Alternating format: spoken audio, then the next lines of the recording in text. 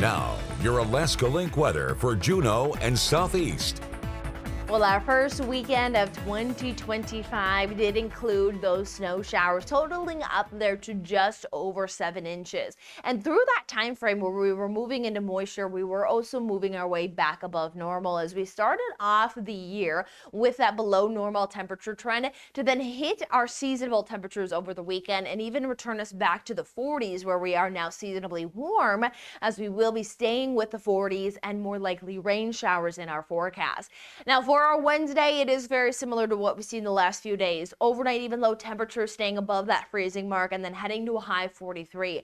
Note that records sit just around the 50s to upper 40s, so we may have some times of monitoring some records. Overall, though, here, these first few days of the week is where we are noting the warmest push of air, so overall, we will be keeping an eye on it, but not looking to crush daily records, but still looking at talking about keeping our temperatures well into the 40s for majority of this week ahead, where we will be monitoring with the mild temperatures, rounds of rain showers that will be heavy at points, and this active pattern is expected to persist at least into the weekend, some potential for quieting as we head into next week.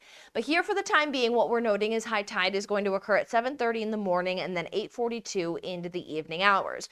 Our Wednesday is going to be underneath showery activity, where the day again holds very mild. Much of our daytime is all about the 40s, which is good to see us well into the 40s. We don't have to talk about that changing precipitation type, but we will be monitoring times of those stronger fronts.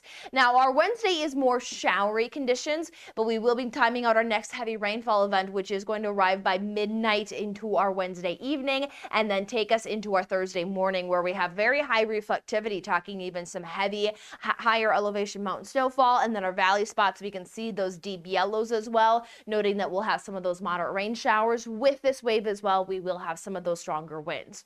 Rainfall accumulation is noting some a 3-day potential of getting over 1.5 inches.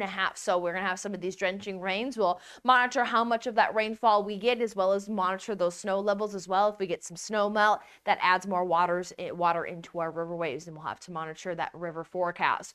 Though for daylight forecast, we are seeing 6 hours and 49 minutes, as we head throughout our Wednesday, where not much of that sunshine will be seen, as we'll be stuck to gray clouds and showery conditions.